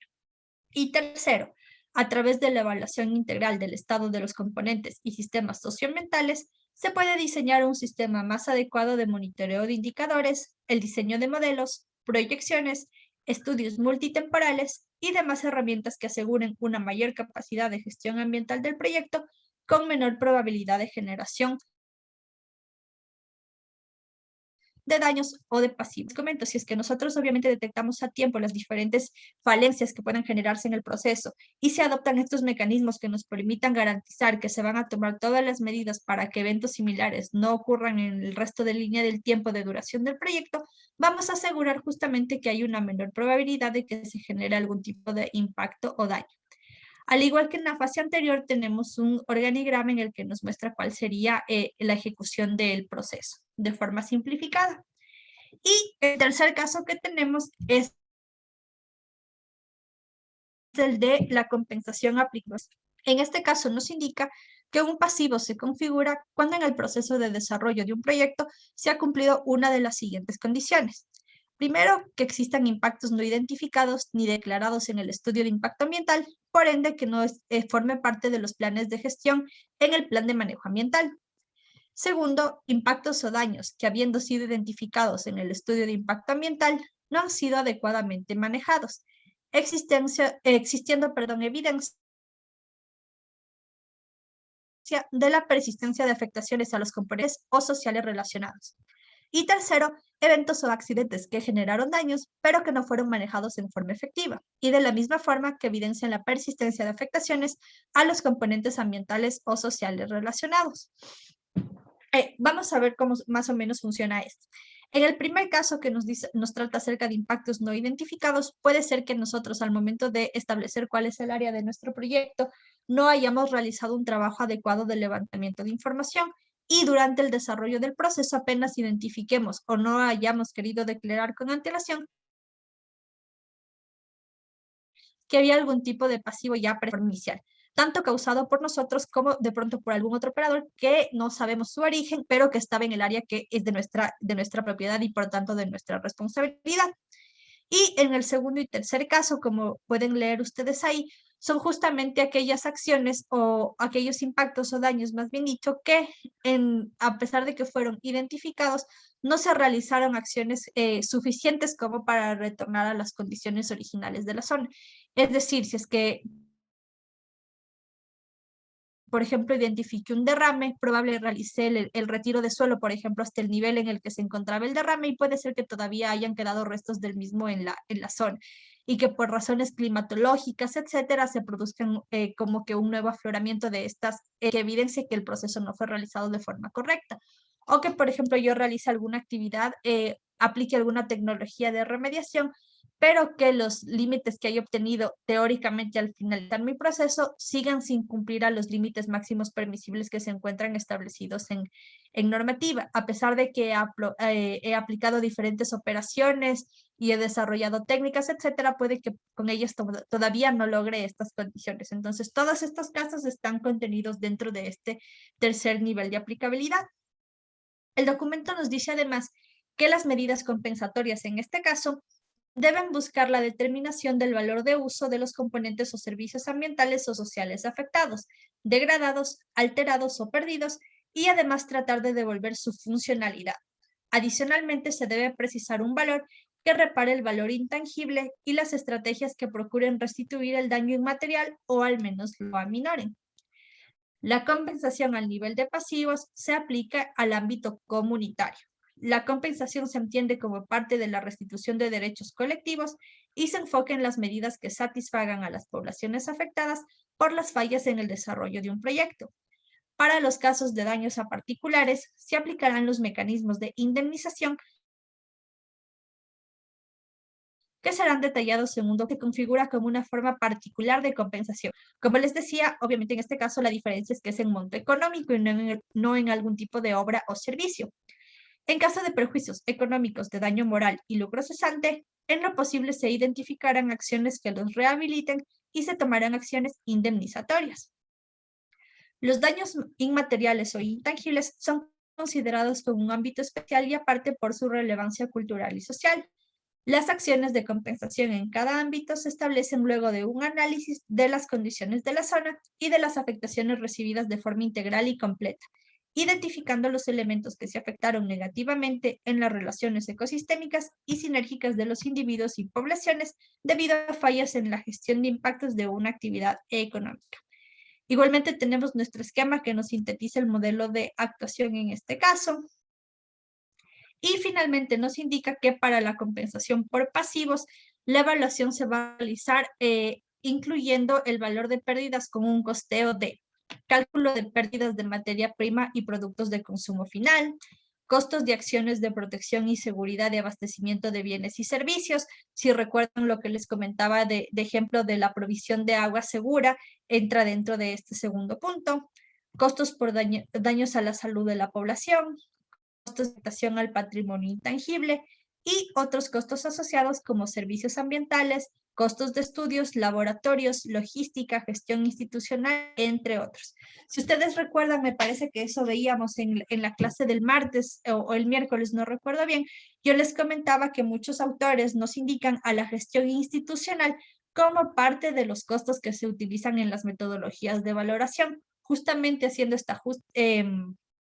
este criterio de soporte de que la institución o el Estado no hubiera tenido que incurrir a este valor asociado a viáticos, movilizaciones o laboratorios, por ejemplo, si es que no se hubieran generado estas actividades. Igualmente, si ustedes bien mencionan, dentro de otros costos, menciona los servicios ambientales que se pueden valorar a través de alguna de las metodologías que hemos estado viendo en este día. Entonces, este nivel de aplicabilidad tiene como una gama de criterios a ser analizados y que incluyen muchos aspectos para que podamos obtener esta valoración y justamente establezcamos cuál va a ser la compensación y la indemnización efectiva que se generaría. Y aquí indica al final algunos de los ámbitos de aplicación de la compensación a nivel de pasivos, un poco para que podamos tener una idea un poquito más clara de cómo podemos afectar. En primer lugar, vemos que habla acerca del ámbito natural y dentro de este nos incluye como medidas la reforestación de un área similar a la afectada, la creación de reservas para la protección de fauna sensible, fomento a la investigación científica y la publicación de resultados, promover la creación de corredores biológicos entre las zonas protegidas, fomento al manejo integral de patrimonio natural, diseño y aplicación de sistemas de monitoreo que permitan control y seguimiento de los cambios esperados en el ambiente, declaración de una zona como área de protección ambiental, por ejemplo. Si recuerdan que les indicaba, todas las acciones que nosotros hagamos de compensación tienen que estar relacionadas con los bienes o servicios que se hayan visto afectados. Dentro de lo que yo he visto, esta primera medida de la reforestación de un área similar a la afectada es un mecanismo que normalmente es como que el que más se tratan de aplicar. A lo que se refiere un poco es que, por ejemplo, si es que dentro de la zona en la que yo generé daños irreversibles tiene una superficie de 1 hectárea, por ejemplo, y ya he hecho todo lo posible, se ha recuperado lo máximo posible, pero no retorna todavía a las condiciones iniciales, lo que voy a tener que hacer es, por ejemplo, buscar un área similar que también esté dentro de la misma área, que tenga un mismo hectareaje y realizar actividades de reforestación como una medida de compensación, por ejemplo, o cualquiera de las otras que vemos aquí. Entonces, siempre tienen que estar, como les decía, relacionadas hacia el bien o servicio que se haya visto afectado. Otros ejemplos ahora dentro del ámbito natural y social, por ejemplo, hace un análisis de los servicios ambientales que ahí se pueden haber visto afectados. Por ejemplo, la fijación de carbono que está relacionada a la producción de oxígeno, la protección de la biodiversidad que se pudo haber afectada por actividades de caza, pesca, recolección, etcétera, la provisión de forma segura y también incluye dentro de estos servicios la parte intangible que veíamos en algunas de las metodologías relacionada con la belleza escénica y paisajística.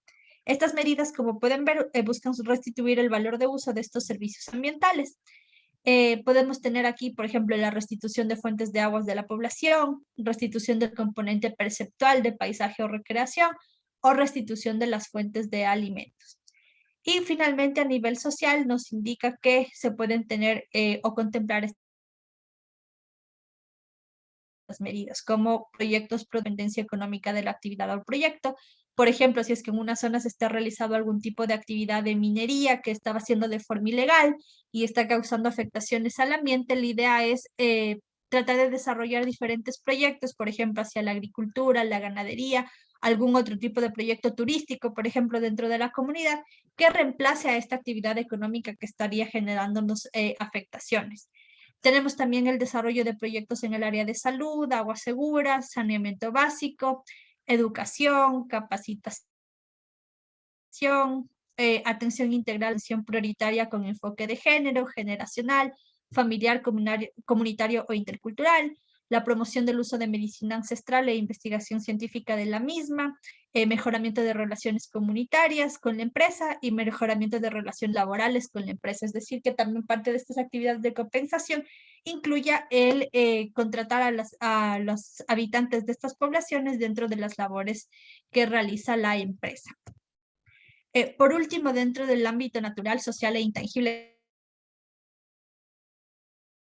que sería ya un escenario un poquito más de todos los aspectos que hemos estado viendo dentro de este documento, nos indica las siguientes medidas. Generación y aplicación de planes de fortalecimiento cultural para conservar, restituir la memoria histórica de la comunidad afectada, o promover procesos de preservación, valoración, fortalecimiento, control y difusión de la memoria colectiva y del patrimonio cultural. Realizar medidas simbólicas como elaboración de murales, perdón, eventos periódicos o libros que justamente conserven la memoria histórica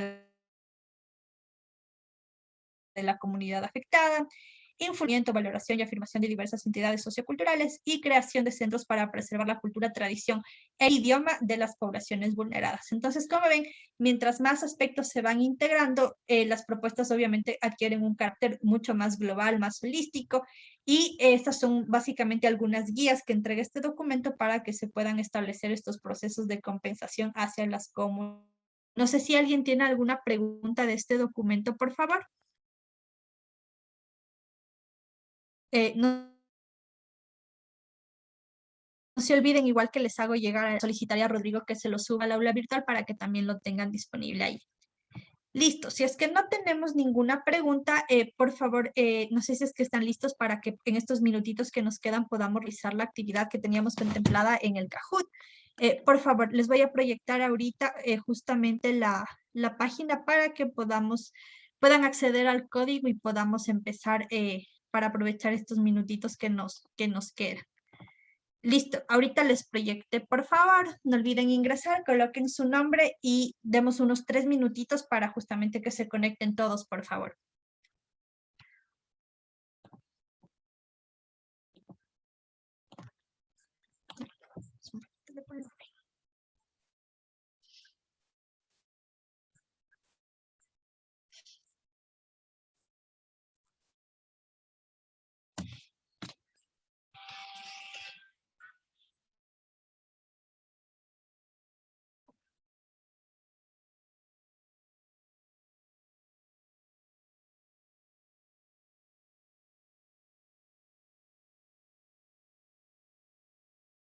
Ay, no sé por qué me salió una nota de límite de jugadores alcanzado.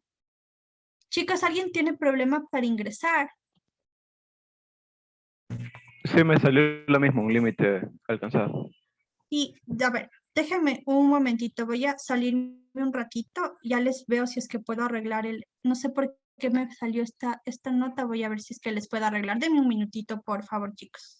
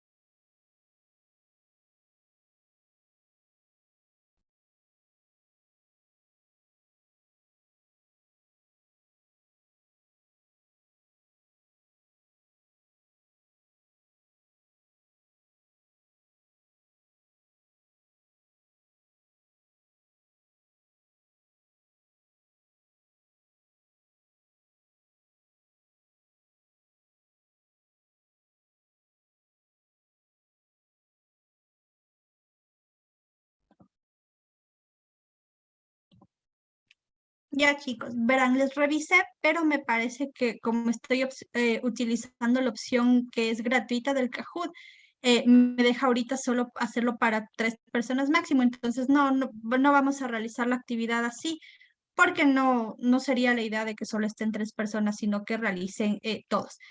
Pero si es que están de acuerdo, las personas que nos ayudaron inscribiéndose, escribiendo sus nombres, que son las 3 personas que alcanzaron a entrar, si les parece, lo que podríamos hacer es proyectar las preguntas, no obviemos un poco el límite del tiempo y mejor vayamos participando de forma oral todos, ¿les parece? Para que con eso podamos participar todos.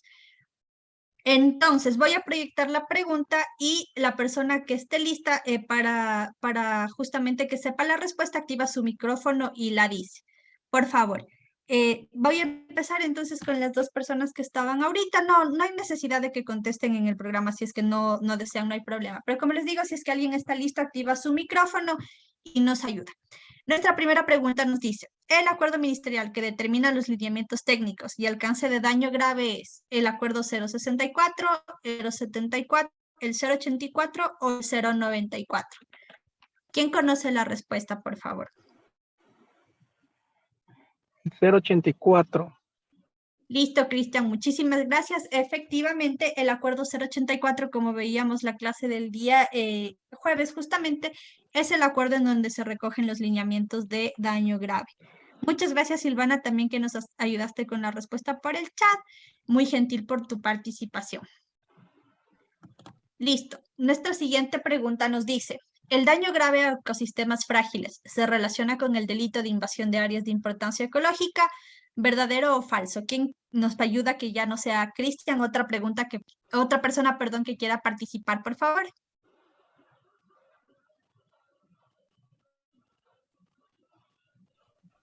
Tenemos por el chat.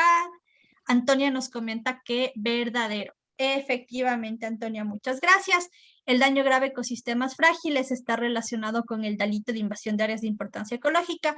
No se olviden que este delito dentro del acuerdo 084 se relaciona con dos tipos de daño grave. El que les he puesto de ejemplo, que es el daño grave a ecosistemas frágiles, y también está relacionado justamente con el daño grave por invasión a áreas de importancia ecológica. Muchísimas gracias, Antonia, por tu participación. Y Joel también nos indicaba que verdadero. Efectivamente, Joel, muchas gracias. Nuestra siguiente pregunta nos dice, uno de los siguientes no es un considerando para determinar un daño grave al agua. Tenemos incumplimiento de requerimientos técnicos ambientales, alteración de características físicas y bióticas, incumplimiento de límites máximos permisibles o alteración de características hidrobiológicas. ¿Quién nos ayuda con la respuesta, por favor?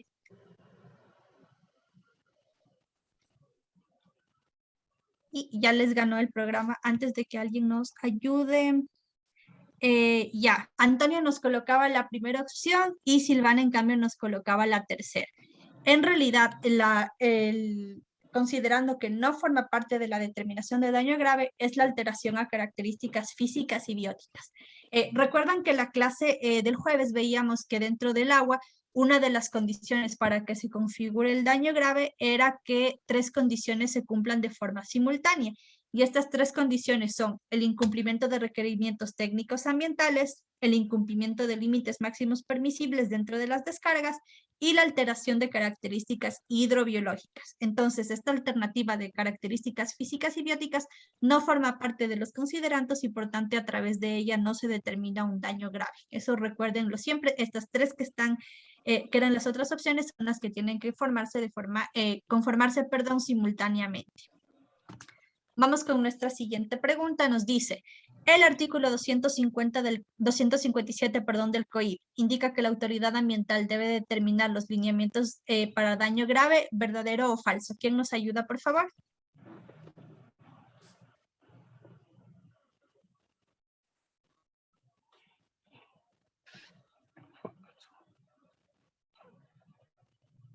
Chicos, ¿alguien? Por el chat tenemos a Antonia y Silvana nos contestaban verdadero. En realidad es falso. El artículo que nos indica los lineamientos para determinar daño grave es el artículo 256. Si es que ustedes revisan el acuerdo 084, donde están determinados estos lineamientos, justamente el nombre del artículo del acuerdo 084 indica lineamientos para dar cumplimiento al artículo 256 del COIP. El artículo 257 lo que nos indica es que para todos estos delitos ambientales que están establecidos en el COIP, existe la obligación concomitante de realizar actividades de reparación y restauración o compensación e indemnización según amerite. No se olviden nunca, eso es súper importante. Determinación de lineamientos, artículo 256, obligación de hacer reparación y restauración, artículo 257. Vamos con nuestra quinta pregunta. Valorar el ambiente implica que se asignen montos económicos a actividades realizadas con recursos renovables, ¿verdadero o falso? Tenemos por el chat, Andrés nos indica que verdadero. ¿Alguien tiene alguna otra opinión o concuerdan? María Elisa nos comenta también verdadero. Cristian también nos indica verdadero. Ya, en realidad esta pregunta es un poquito con trampa. La opción correcta es que sea falso, porque no únicamente valorarnos implica los montos económicos para actividades realizadas con recursos renovables. Recuerdan que veíamos ahorita que justamente también se pueden considerar valores de carácter intangible, que no necesariamente están relacionadas con recursos renovables. Entonces, en sí, valorar el ambiente lo que nos va a permitir es asignar montos económicos a los diferentes bienes o servicios que se encuentran o que nos provee el ambiente en beneficio de las personas, o que a su vez las personas utilizamos estos bienes y servicios para nuestro beneficio o para el desarrollo de nuestras actividades. Entonces, los recursos renovables forman parte de los aspectos que se valoran dentro de este tipo de actividad, pero no son los únicos. Entonces, es un poquito con trampa esta pregunta, pero obviamente la parte de los recursos será más integral la respuesta. Vamos con la sexta. Una de las siguientes no es una etapa para valorar económicamente al ambiente. Tenemos delimitar el sitio contaminado, elaborar el diagnóstico del daño, caracterizar recursos bióticos y abióticos afectados o definir acciones de compensación e indemnización. ¿Qué opinan ustedes?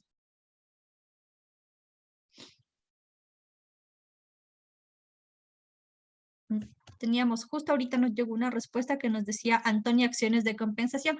Efectivamente, muy bien Antonia, muchas gracias por tu respuesta. Efectivamente, definir las acciones de compensación o indemnización no forma parte de las actividades que nosotros debemos tomar en cuenta en la parte de valoración.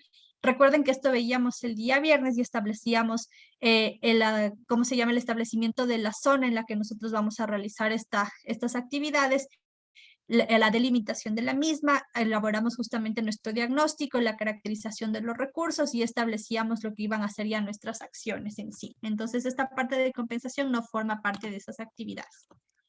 Y finalmente, nuestra última pregunta nos dice si la valoración económica puede ser de daños ambientales y de bienes y servicios ambientales, ¿verdadero o falso? A ver, tenemos por el chat, Antonia nos indica verdadero. ¿Alguna otra persona, por favor? Silvana nos indica verdadero, Gisela y Cristian también verdadero, Joel igual verdadero, efectivamente correcto. Como vimos entre la clase del viernes y la de hoy, la valoración económica la podemos hacer de daños ambientales y también de bienes y servicios ambientales. Eso estuvo muy bien, chicos. Muchas gracias por su participación. Eso sería por la clase de hoy, compañeros. Entonces, en este sentido, es importante que siempre recuerden que para cualquier proceso que nosotros necesitamos realizar, siempre vamos a asociarlo a algún tipo de actividad, obviamente investigativa.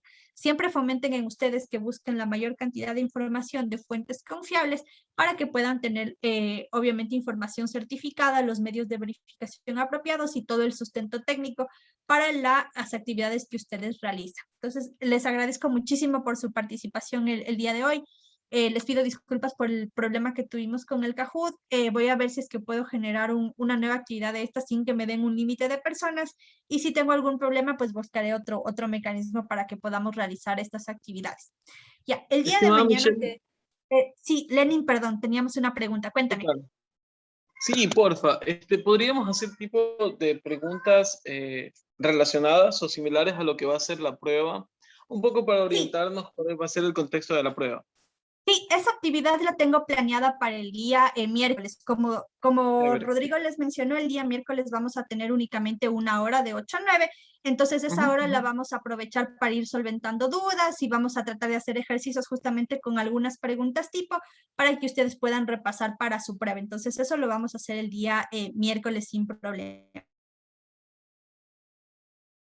Chévere. Y para mañana, como la vamos a dedicar en el análisis de diferentes casos de peritajes. Tengo con más información los peritajes de la parte justamente penal, pero también tengo algunos ejemplos de la parte administrativa. Entonces vamos a ir revisando cómo se ha procedido en estos casos y algunas consideraciones que ustedes deben tener en cuenta para el momento de que realicen ese tipo de peritajes o si tienen alguno en un ámbito similar. Entonces, les agradezco mucho, chicos, por su participación hoy. Nos vemos el día de mañana 8:05. Descansen y que tengan una buena noche. Hasta mañana. Hasta mañana, muchas Gracias, gracias. buenas noches. Gracias.